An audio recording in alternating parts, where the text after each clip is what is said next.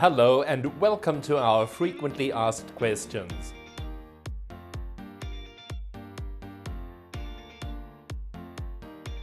You can travel to Africa any time of the year actually.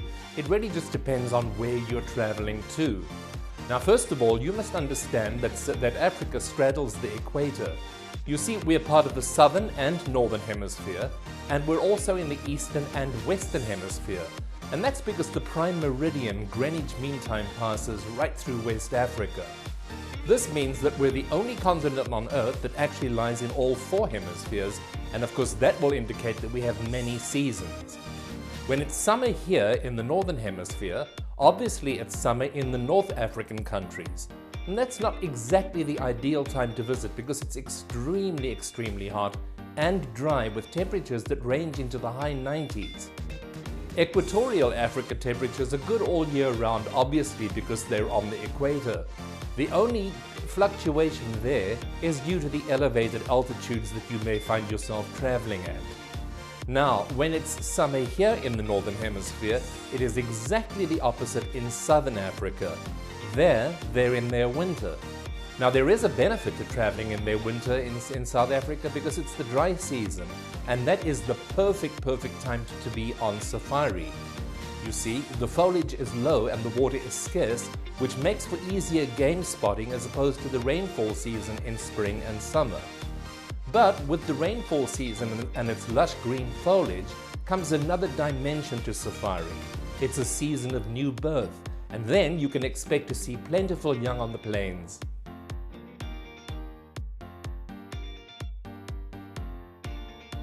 If you want game safari and rural culture, well then East Africa is where we need to send you to. If on the other hand you want game safari, bright lights, big city action and high adrenaline adventure, then we have to send you south. That's the distinct difference between East and Southern Africa. If you're looking for cultural heritage, West Africa should be your preferred destination, with visits to Senegal, the Gambia and Ghana. Further north, Morocco is exotic, and Egypt is simply a must for its antiquities. Now, the Indian Ocean islands are always going to be an add-on for something else. For example, if you've taken a Tanzanian safari, you're well advised to spend a few days relaxing on the island of Zanzibar before you return home. It's nice to just take a short break. But this unwritten rule does not apply to Mauritius, Madagascar, the Seychelles and the Maldives, because they're all stand-alone destinations worthy of a much longer visit.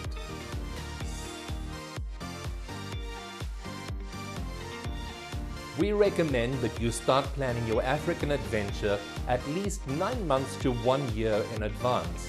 Now that does sound like a long time, but there is a lot to do in the planning stages, and we want to be sure that you are completely comfortable by the time you leave our care, particularly if this is your first time visit to Africa.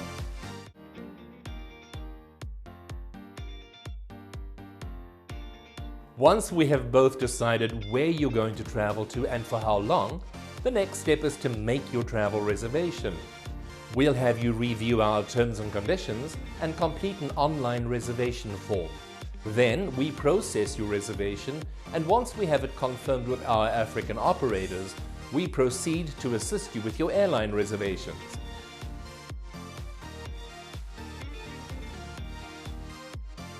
Now it's time to purchase your travel insurance.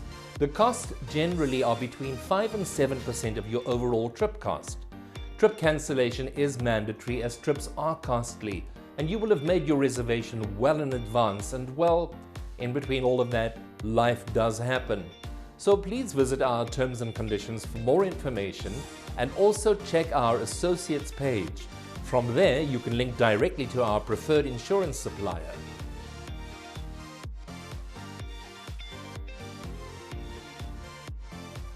Check your passport and pay particular attention to the validity.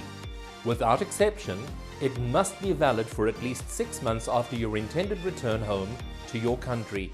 If not, start by getting it renewed right away. Now, in many cases, visas are mandatory or required, and we recommend that you call up the consulate office of the country or countries that you will be traveling to for the latest information, which is subject to change without notice. Do that about 2 months prior to your departure. And of course, don't forget to call your healthcare provider or your local travel clinic for updates on medication. Whatever's necessary, they will be able to tell you for your journey. You can expect that you will require yellow fever, anti-malaria tablets and a tetanus shot at the very least.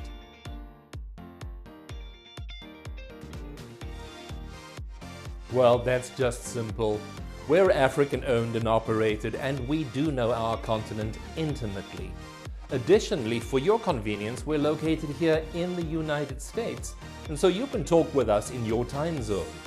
When it comes to payment matters, you pay us and we pay our suppliers, which means that you don't have to be bothered with currency conversions and bank wire transfers. This applies all the way throughout the reservation process. Also, we pay important attention to corporate social responsibility in tourism by supporting local African businesses. This means that the dollars that you spend with us will sustain local communities, and for that, we thank you. Now, for much more, take a moment and review all of the interesting information below this video. All is intended to familiarize you with Africa and to ensure that your trip is perfect from the very beginning right until the end. Thank you for watching from all of us here at Africa Today TV Travel. We look forward to having you as our guests very soon.